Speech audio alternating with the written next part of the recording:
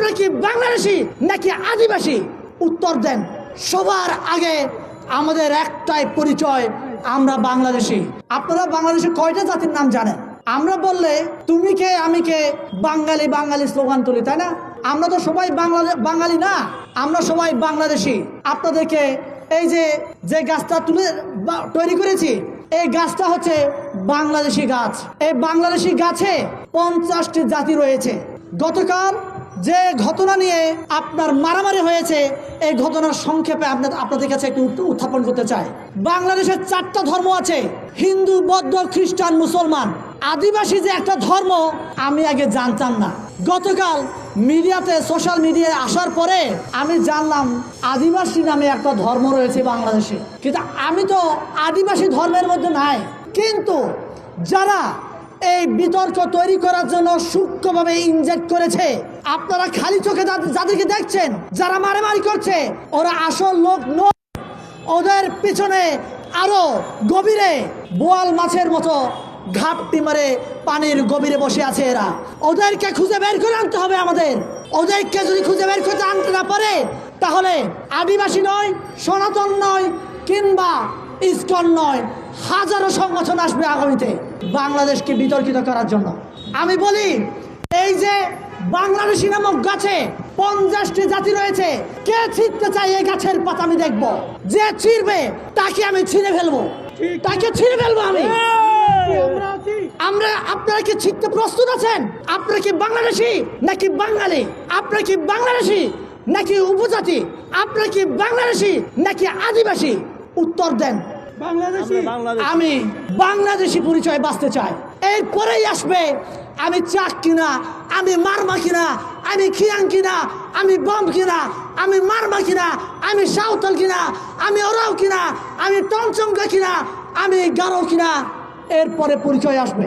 তবে সবার আগে আমাদের একটাই পরিচয়, আমরা বাংলাদেশি।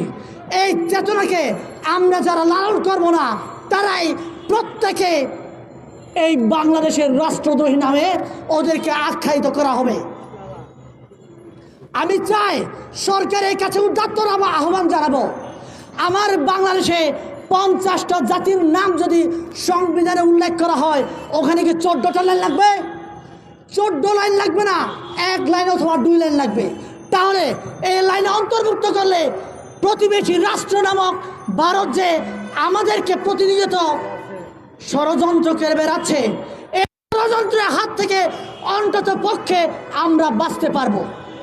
আপনি একক বাঙালি জাতীয়তাবাদ চাপিয়ে দিয়ে সংবিধান লিখেছেন, আপনি বাংলাদেশের জাতীয়তাবাদে কেন অন্তর্ভুক্ত করেন নাই? এটা আপনার প্রেসিডেন্ট জিয়াউর রহমান এসে এটা কিছুটা সংশোধন করেছিলেন। পরবর্তীতে যারাই ক্ষমতায় এসেছে, বিশেষ করে আমি বলতে চাই শেখ হাসিনা সরকার, আওয়ামী লীগ সরকার যবে আকারে এসেছে, তখন থেকে এই বাংলাদেশি নামক শব্দ থেকে বাদ দিয়ে বাঙালি জাতীয়তাবাদ চাপিয়ে দেওয়ার জন্য, তার বাবার স্বপ্ন পূরণ করার জন্য তিনি চেষ্টা করেছেন। আমার পাহাড়ে বাইরা আপনাদের কাছে প্রশ্ন করেন, আপনারা এই পাহাড়ে কেন জায়গা জমি কিনতে পারেন না? প্রশ্ন করেন না? আমি আপনাদেরকে উত্তর দিচ্ছি আজকে। আমার এই পাহাড়ে 3 জেলা, রাঙ্গামাটি, খাগড়াছড়ি, বান্দরবান জেলা, এই 3 জেলাতে এখনো 1990 সনের ভূমি আইন। আপনাদের এই 61 জেলাকে এই আইন বলবৎ রয়েছে? নাই। কেন তাহলে এই পাহাড়ে 1990 সনের আইন বলবৎ থাকবে? এই আইন দিয়ে আমার এই পাহাড়ে সাধারণ নাগরিকরা ভূমির অধিকার পায় না। আপনি 61 জেলাতে আপনার বাঙালি ভাইদেরকে আপনি ভূমি অধিকার দিবেন, আমার এই 3 জেলার লোকেরা কি অন্যায় করেছে?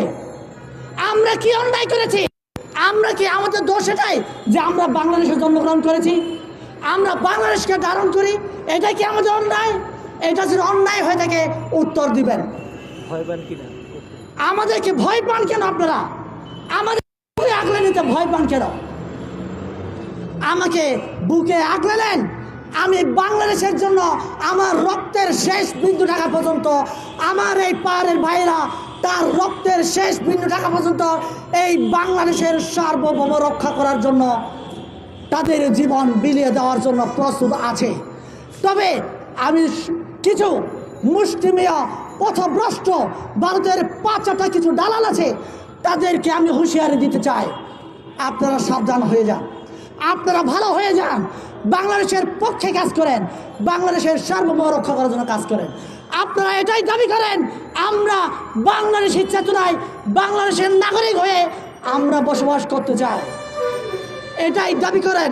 তাহলে আমি আপনাদের সাথে, শুধু আমি নই, এই বাংলাদেশের 90% বাঙালি মুসলমানরাই আমাদের সাথে কাঁধে কাঁধ মিলিয়ে আমাদের অধিকার পূরণ করার জন্য ওরা রাজপথে নামবে বলে আমি বিশ্বাস করি। আপনারা কি আমাদের জন্য রাজপথে নামবেন? আমরা বাংলাদেশের চেতনায় থাকতে চাই।